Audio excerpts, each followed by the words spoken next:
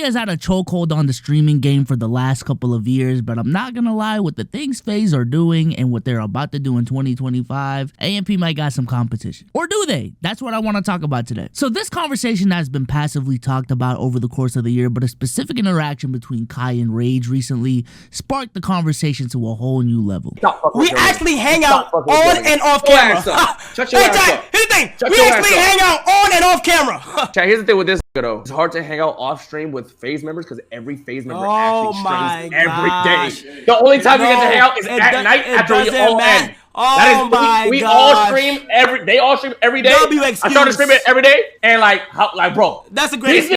Bro, he streamed 2 times this year. Y'all don't stream. Yo, that's a good excuse, bro. You and AJ and FaZe going to get stream. Hold on. Wait. So as with a lot of things in the streaming world, the Clippers got a clip and the reactors got to react. And the Big Drop had to drop his opinion on this whole matter. That was insane, Glaze. From the beginning of AMP, bro, it has been stamped. AMP, bro, we do content on our YouTube channel. Bro. That statement that AMP don't do shit together is fucking cow. From the beginning of time, even when Rage used to react to AMP shit, Rage was reacting to AMP videos. Rage was reacting to AMP stream before he joined FaZe and AMP outside event. We've been doing the same blueprint the whole time. We ain't switched up shit. So now that niggas trying to push this, they don't do shit together. No. Y'all do y'all content over there on stream and y'all do y'all shit over there. We do all shit on our AMP channel, nigga. That's what our group content is. Saying there's no different. We still do it on the same channel. The only difference is we just get a lot more views now. You know what I'm saying? A little pound on the back. Y'all don't got no channel and shit. And just because y'all be doing y'all group content on stream, don't try to discredit our shit. Matter of fact, y'all don't worry about us.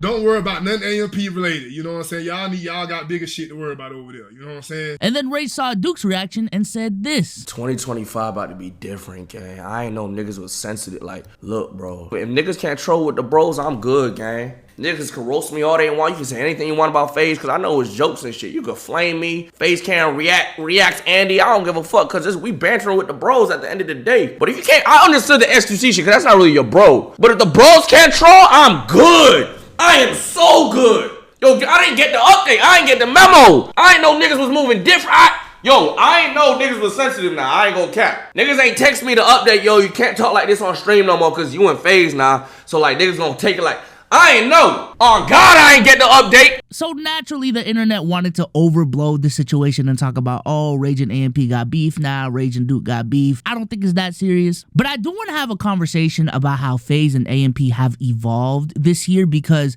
compared to how these organizations, these groups look like in 2020, 2021, it is so interesting how they've taken over the social media game and how they've honestly evolved and changed the streaming game as a whole. So let's start off with FaZe, because just over a year ago, they were on the verge of ending everything. There was a phase in FaZe's timeline where essentially they sold out the company to the corporate dudes. After blowing up initially through gaming and Call of Duty content with like a very select few members, and they expanded out the company to just be something that it honestly was never intended to be. They had Snoop Dogg on the roster, they had Bronny on the roster, they had a bunch of dudes that you would never think would be in FaZe, but like were in FaZe. I even remember there was a year where like OSN was in FaZe. Y'all remember that? Y'all probably don't. But this year, they made a very big move, effectively resetting the company. They fired a bunch of employees. They fired and let go of a bunch of former FaZe members to really key in on who is and deserves to be in FaZe. We're cutting the roster down significantly. We had something like 140 employees this time last year. I think we have 30 right now.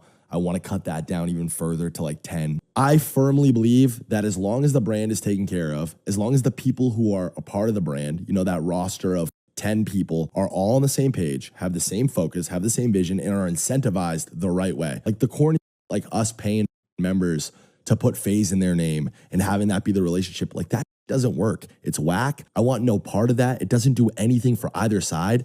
It's this weird transactional shit. We're not Red Bull. And they also brought in a bunch of new members in FaZe, specifically Jason, Max, Silky. Lacey was brought in as well. Rage was signed the year prior. Ronaldo's been with FaZe for a minute now, but he's definitely a part of this new group as well. And a lot of people were just not fans of this new move, and at the very least were very, very skeptical on if it's the right decision for the company to do. This is a company that's trying to get back into the limelight by leaving what they were originally known for, and that can either be a hit or miss. It was either going to go two ways. It was either going to alienate everyone that liked FaZe originally, or it was going to introduce them to new eyeballs that they never had access to before. And I'm not going to lie, the latter happened. If we look at all of the members of the new iteration of FaZe, all of them had career years this year, essentially. Jason this year won Breakout Streamer of the Year and had career numbers. Max is having a career year. Ronaldo's having a career year. Here's Lacey.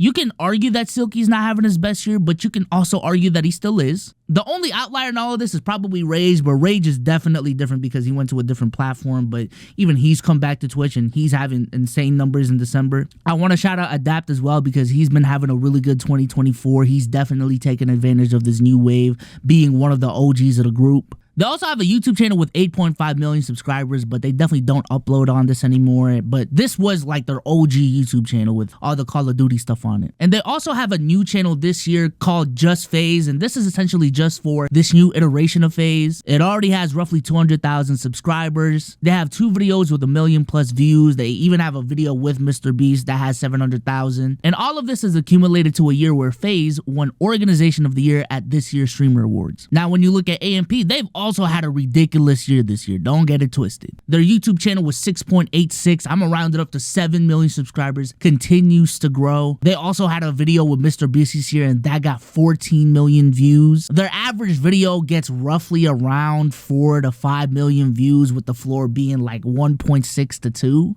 And while there have been streaming groups in the past, I want to shout out RDC here because they've definitely been doing it for a very long time. I think AMP has definitely changed the streaming world in terms of, and honestly, beyond the streaming world, just in the content world, how content groups are formed. I think what they've done is set a blueprint for how you can succeed in streaming as a content group while still having individual platforms for the individual members. And I would love to ask them this, but I think when they first started AMP, I don't necessarily think that was the plan. I think when they started AMP, I think the vision was to grow the YouTube channel as a group, very similar to how the Sidemen have done things. But with Kai Cenat blowing up the way that he did when he did it, I ain't gonna lie, shit had to shake on the fly, and what has transpired has been beautiful, I ain't gonna lie. But speaking of the members, obviously they have Kai. I don't need to go through his numbers. One of the 3 biggest streamers in the world, arguably the biggest. They got Agent, they got Phantom, they got Duke, they got Davis, 4 YouTubers who individually have 1 million subscriber channels of their own. More specifically in the streaming world, Agent and Duke are probably the 2nd and 3rd most consistent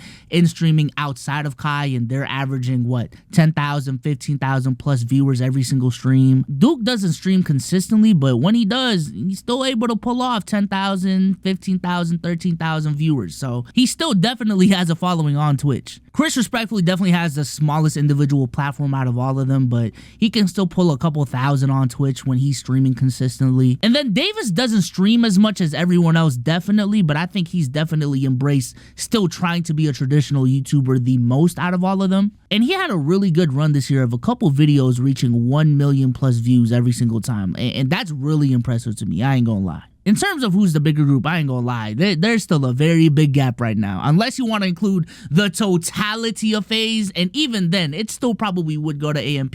But if we're talking about the new iteration of FaZe versus AMP, AMP is definitely the bigger group, I ain't gonna lie. But if we want to talk about who's the bigger streaming group, I definitely do think the gap closens a lot if we want to specifically talk about that. While Kai is definitely by far the biggest streamer between the two groups, if you look at their top 3, you can still argue AMP, but if you want to compare what Max has done this year compared to what Agent has done this year, and what Jason or Ron has done this year compared to what Phantom has done this year, there is an argument to be made with FaZe winning that right there. But then if we expand the comparison to 6, 7 deep, I ain't gonna lie, if we compare Rage to Duke, if we compare Lacey to Chris, if we compare Adapt to Davis, I think in terms of streaming, FaZe may be the bigger streaming group, I'm not gonna lie. Now, should AMP be afraid of FaZe? I'm gonna be honest, fuck no. What is there to be afraid of? I think to me the more interesting part about this whole video is just analyzing how these two groups have gone about creating content, but I want to shout out Ronaldo here. The only people really comparing them are the fans. People compare the top streamers together, that they need to one-up each other. People compare groups that they need to one-up each other. Brother, AMP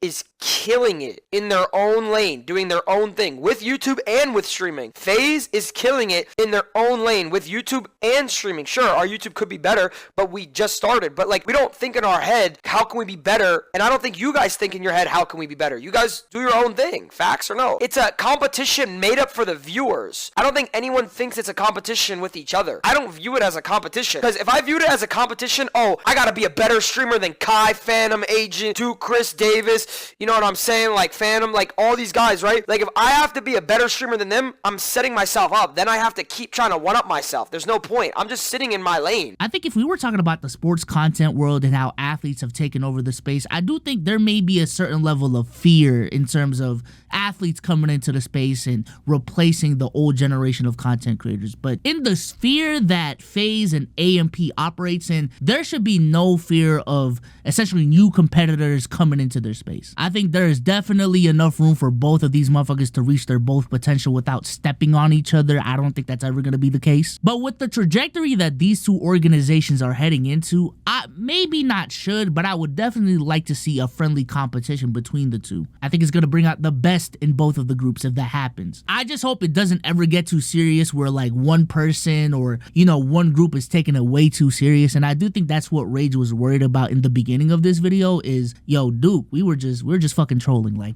chill out. And I'm gonna be honest with you, if any of these motherfuckers come out and say, we just don't even look at what other content creators are doing, they're flat out lying. I ain't gonna lie. I hate it when content creators act like they don't check out other content creators' numbers. We all do it. Stop lying to the masses, man. Stop lying to America. It doesn't have to be toxic, but we all look at other content creators within our field and what they're doing, how their numbers are doing, how they're performing. But with that being said, let me know what y'all think about all this in the comment section down below, and I'm out of here, man. Peace.